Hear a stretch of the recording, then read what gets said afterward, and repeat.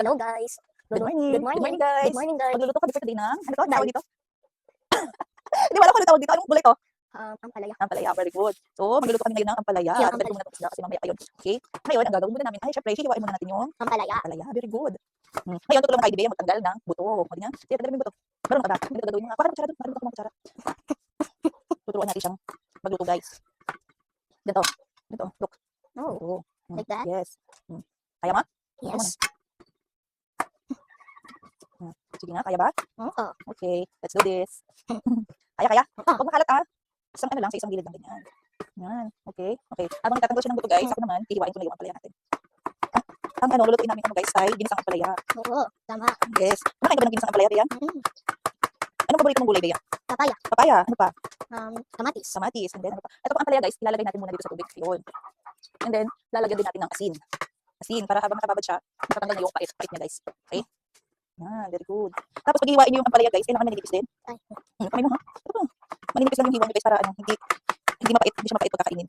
Tapos kailangan ibabad niyo sa tubig na may asin para yung pait niya is mawala na. Okay? Ganyan lang siya guys. Isa-isa lang po. Yung tinatanggal niyo na po to. Ganun daw po ha, ganun daw po yung gagawin niyo guys. Ang batang mahilig kumain ng gulay ay, Kamatis. ay, Tsaka kapag mahilig ka kumain ng gulay, ano mangyayari sa katawan mo? magiging healthy. Magiging healthy. Wow, very good. Ay, tumayo. Kutsara lang yung gamit mo, nag-aaral ka dyan. Hindi. Okay. May dugo. Hindi yan dugo. Matatanggal Ay, yun. headband mo. Ay, matatapos na ako dito, hindi ka patapos. Ako nagagawa dyan. Bagay mo lang sa nagagawa kami nagay. Isa po, tapos na ako. Anong tapos?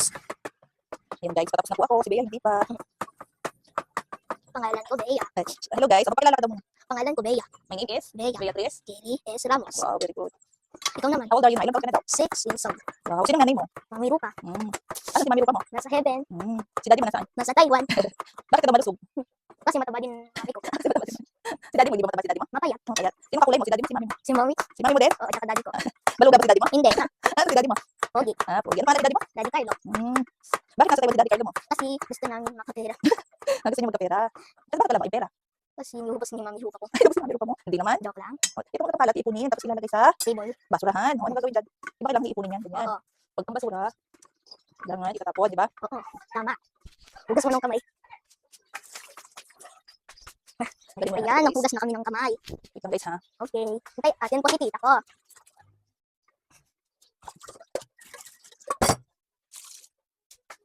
Ayan guys, andyan na tita ko. Dito pala yung mga damit dito guys. Oh no. Oh no, mama ko. Oh no, ba't di mo sinasabi guys? Taba na ng vlog natin guys. Ang taba. Boys, hello. Ayan. Ayan guys, tapos na siyang hiwa. So ito naman. Anong tawag dito?